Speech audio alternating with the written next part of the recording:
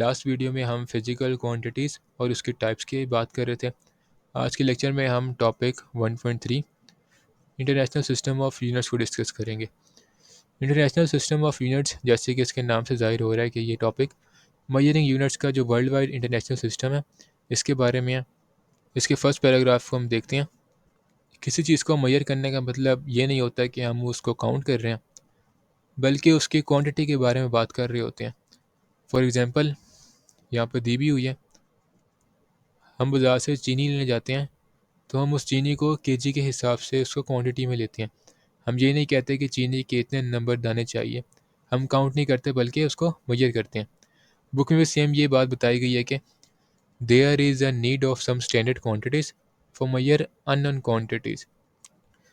जब हम अपनी रिक्वायर्ड क्वांटिटी ले लेते हैं तो उस क्वांटिटी को किसी यूनिट में एक्सप्रेस करते हैं। जैसे चीनी हमने ली 4 kg, यहाँ पे केजी उस मेजरमेंट का यूनिट है।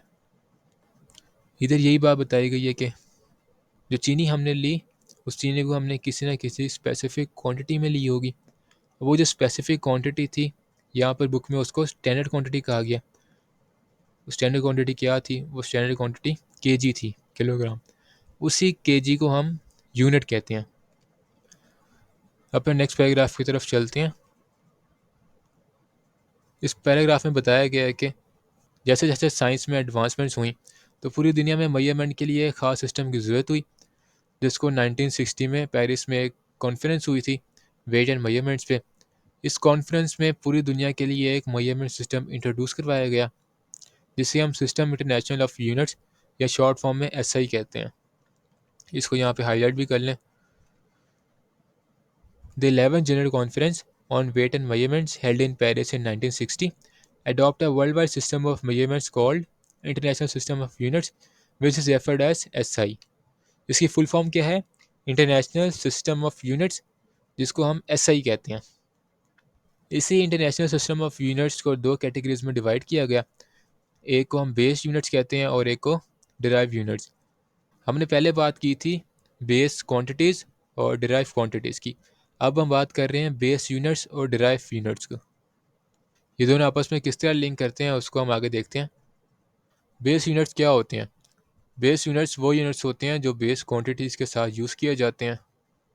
The units that describes base quantities are called base units. हर क्वांटिटी का कोई ना कोई यूनिट होता है और लाजमी होता है। तो इसी तरह जो बेस क्वांटिटीज़ होंगी उनके बेस यूनिट्स होंगे, जो डिराइव क्वांटिटीज़ होगी उनके डिराइव यूनिट्स होंगे। अब बेस यूनिट्स कौन कौन से होते हैं हम देख लेते हैं। Table 1.1 base quantities and their SI units with symbols. पीछे हम बेस क्वांटिटीज़ के बारे में पढ़ रहे थे लास्ट लेक्चर में। आज हम बेस यूनिट्स के बारे में पढ़ रहे हैं। बेस क्वांटिटी क्या है हमारे पास? Length, mess, time. और इनके जो यूनिट्स होंगे वो क्या है? लेंथ का यूनिट मीटर होता है, मैस का किलोग्राम। टाइम किस में कैलकुलेट होता है? टाइम हम सेकंड्स में कैलकुलेट करते हैं। तो इस तरह हर क्वांटिटी के कॉरस्पॉन्डिंग एक यूनिट होता है जिसमें वो क्वांटिटी मेजर की जाती है। पेपर में एमसीक्यूज़ के पॉइंट ऑफ व्यू से बहुत ज़्यादा इंपॉर्टेंट होता है।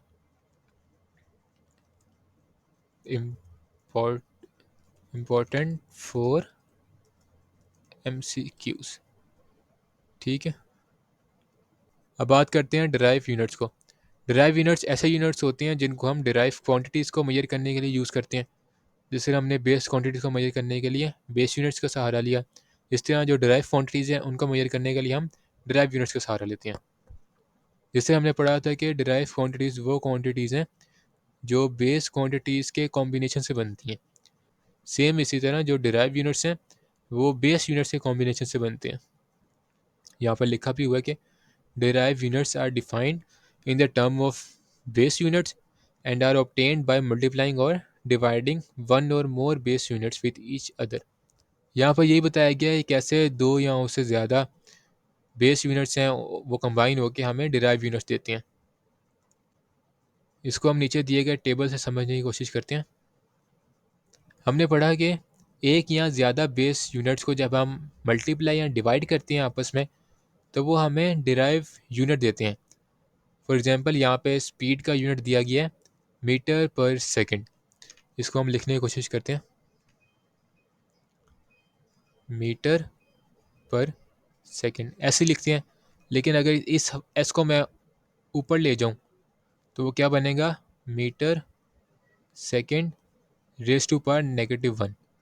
तो इस तरह भी लिख सकते हैं और इस तरह भी लिख सकते हैं, ठीक है। तो हम बात कर रहे थे कि जब दो बेस यूनिट्स कंबाइन होते हैं तो वो हमें एक डिराइव यूनिट देते हैं, ठीक है।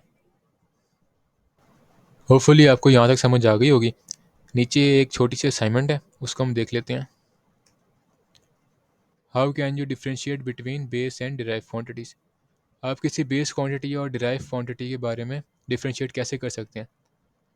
हमने पढ़ा कि बेस क्वांटिटी ऐसी क्वांटिटी होती है जिस क्वांटिटी के थ्रू हम दूसरी फिजिकल क्वांटिटी को एक्सप्रेस कर सकते हैं, और डिराइव क्वांटिटीज़ वो क्वांटिटीज़ होती हैं जो बेस क्वांटिटी से एक्सट्रैक्ट की गई होती हैं, यानी ऐसी क्वांटिटीज़ जो हमें बेस क्वांटिटी के कॉम्बिनेशन से मिले उसको हम डिराइव क्वांटिटी कहते हैं।